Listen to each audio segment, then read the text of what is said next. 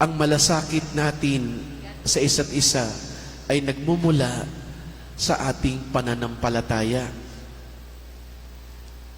Kapag daw nasira ang relasyon,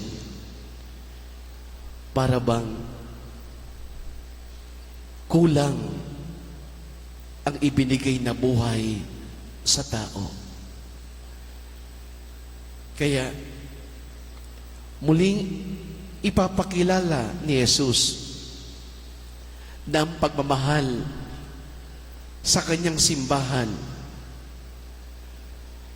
ay dapat magmula sa kababaang loob.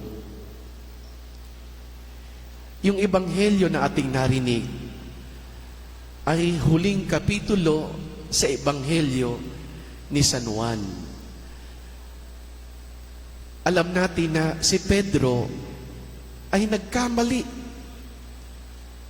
3 beses niyang ikinatwa ang Panginoon.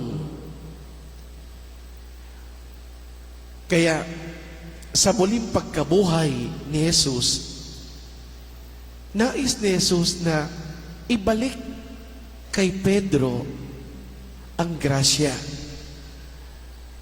na maaring mawala sa kanya.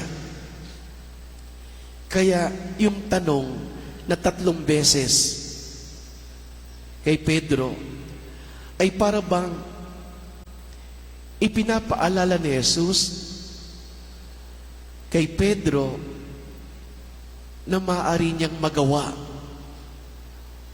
ang kanyang misyon sa pangalawang pagkakataon. There is a second chance. Dapat ganun tayo. Magbigay ka ng ikalawang pagkakataon. Kung nagkasala ang kapatid mo, patawarin mo. Magbalik loob. Magsimulang muli. Hindi pwedeng natapos ang inyong pagsasama, ang inyong pagkakaibigan sa maling kaisipan. Kaya ang simbahan ay patuloy na inuunawa ng Espiritu Santo. Alam natin na ang Kristong nabuhay ay umakyat sa langit, ngunit ipinadala ang Espiritu Santo sa simbahan. At siya ang kumikilos upang pag-isahin muli tayong lahat. Sinabi na sa Pablo, ang pag-ibig daw ay mapagkumbaba. Kaya, kapag tayo'y nagsasabi na, mahal kita, ipakita mo na totoo yung sinasabi mong pagmamahal.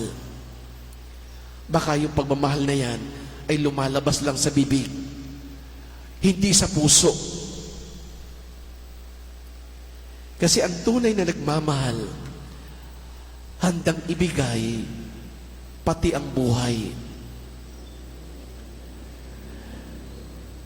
Bigyan natin ng pagninilay kung hanggang saan ang ating kaalaman sa pagmamahal.